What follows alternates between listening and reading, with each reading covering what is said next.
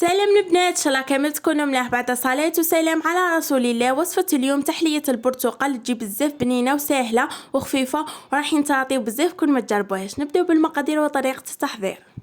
2 حبات تاع بيض بدرجه حراره الغرفه، مغرفه صغيره تاع لافاني، رشه تاع ملح، مغرفه صغيره مبشور البرتقال، 3 مغارف كبار تاع سكر، ونضربوهم مليح بالباتر.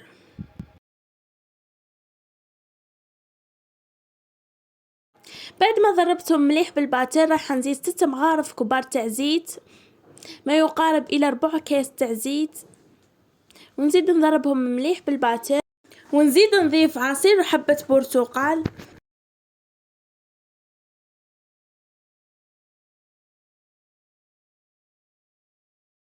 ولا هنا رايحه نضيف 6 مغارف كبار تاع فرينه مع باكي خميره الحلوى.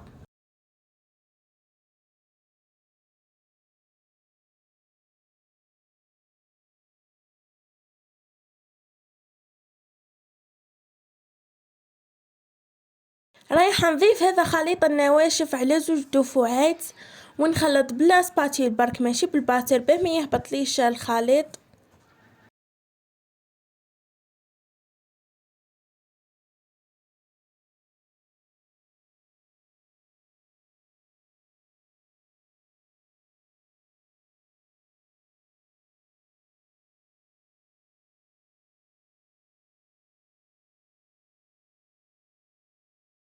رايحه نحط الخليط في البلاطو اللي فيه طول 25 والعرض 18، وندهنته بالزبده ومرشته بالفرينه، ونكون مشعله الفرن مسبقا على 180 درجه.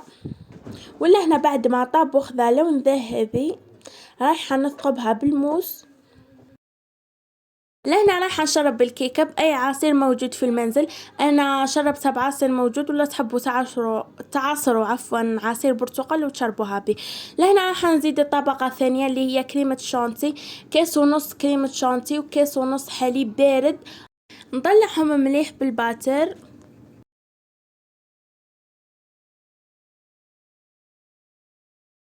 ولا هنا راح نخدم الطبقة الثالثة تاع كريمة البرتقال اللي فيها كأسين عصير برتقال، 2 مغارف كبار تاع نشا معمرين، و2 مغارف كبار تاع سكر معمرين، واللي يحب الحلاوة يدير 3 مغارف كبار سكر.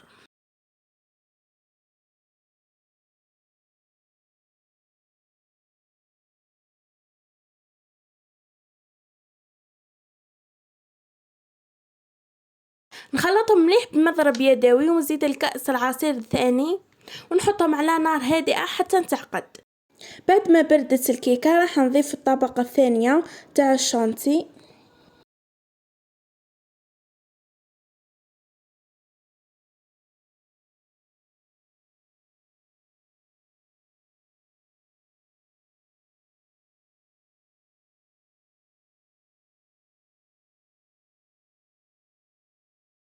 ولا هنا بعد ما سويت السطح تاع الشانتي راح نضيف الطبقة الثالثة اللي بعد ما عقدت وبردت.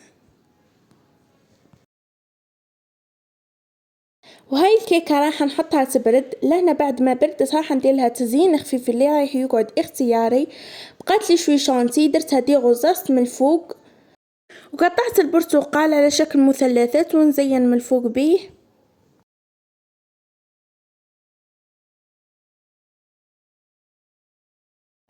ولا هنا هاي الكيكة تاعنا في صحن تقديم. نتمنى ان شاء الله تكون عجبتكم وتجربوها وتكتبوا لي في الكومنتات. ما تنسونيش باشتراك في القناة ولايك وتعليق شباب كيفكم. بسلامة، في فيديو جاي ان شاء الله.